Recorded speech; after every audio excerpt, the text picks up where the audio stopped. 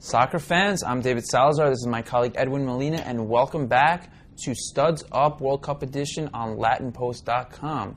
On this episode, we're going to talk about Group D of Death, which includes England, Italy, Uruguay, and lowly Costa Rica.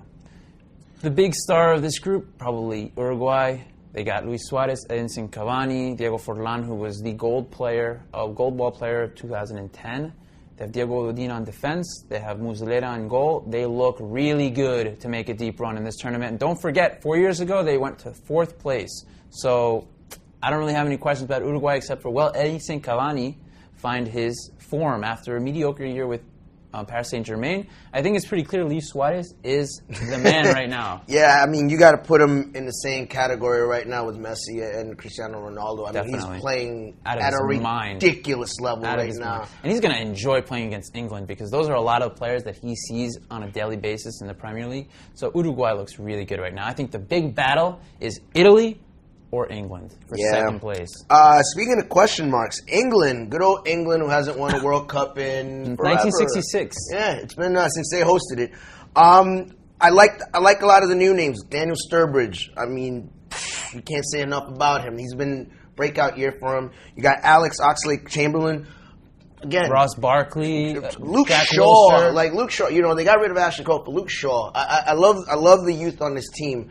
What I don't like is I'm seeing a lot of the same names over and over again. Frank Lampard, Wayne Rooney. Wayne Rooney, who has no goals in a World Cup, by the way. By the way, did you see the goalkeeping situation? Joe Hart, and then there's nobody. And well, no. There's Forster. All right, he's a good goalie. In fact, maybe some people think he should be the #1 guy. Joe Hart did have a bounce back year, so it is a chance that he's going to have a good term. But that's not the big question here. This team's defense has one player that has played in a World Cup before. The rest, it's all youth. It's a really inexperienced team. And Wayne Rooney, I mean, he's going to be leading the line. He has no goals for this international team on a World Cup level. It's weird at the age of 28. I'm asking, what does he have left in the tank? I mean, he's been injured so much. Off and on, he had a bounce-back year. But, you know, is this the guy that's going to lead you to the promised land? Is this the guy that's going to change England's fortune? Or is it going to be more of the same of pulling your hair out? And the big problem for England is that they have Italy to contend with, another former World Cup champion. And this is an aging group. Andrea Pirlo, 35, last tournament. But they have a good, decent midfield. Their defense with Abate, Barzagli, Chiellini is solid. Gianluigi Buffon, last tournament as well. He's also a great, great player. Offensively, big question for me. Will Giuseppe Rossi play, and which Mario Balotelli will show up? Because if Balotelli's on his game, he will be dominant. Just ask the Germans in 2012 what happened to the Euro Cup semifinal. But when he's not on his game, ask what happened with AC Milan this past year. So Italy could be a question mark offensively. I still think that they have more experience, they're better defensively, they're better put together to make a deep run past England in this group. I'm a little biased right now with CONCACAF teams. I'm not going to lie. You see the shirt I'm wearing. Costa Rica is not going to be the easy out there that everyone thinks they are. I'm not saying they're not going to finish above last place. However, they got that last game against England. I think they're going to make England's life miserable. So I'll tell you why. Listen. They finished second behind the U.S. in the qualifiers.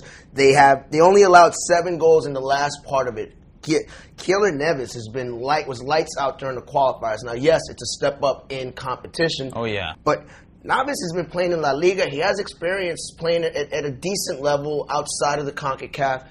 I think they're going to – I'm not saying they're not going to get out of second place. I think they're going to shock England that last game. Oh, come on. They're going to shock England. Okay, so who's going to score goals for them aside from Saodio? I like Rees. I like Byron Rees. I like Byron Rees a lot. He's out in PS Eindhoven.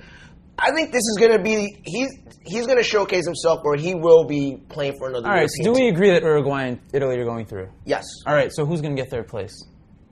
You think Costa Rica is seriously going to get third place? I think they're going to upset England. I don't know where they land. I think they're going to upset England. I think you're. I'm not even going to say what you're doing right now, but seriously, you're way off the mark on that one. Maybe I'm being a CONCACAF. I don't even have Costa Rica getting a point in this game, in this tournament. I just England is thinking maybe a tie, but I don't see anything else. Come on, I'm just saying. I'm sorry. I know you want Costa Rica to do well. Everyone wants Costa Rica to do well. I want Costa Rica to do well, but they're not getting they're not even getting a point. They're going to get beat up by everyone in this group. All right.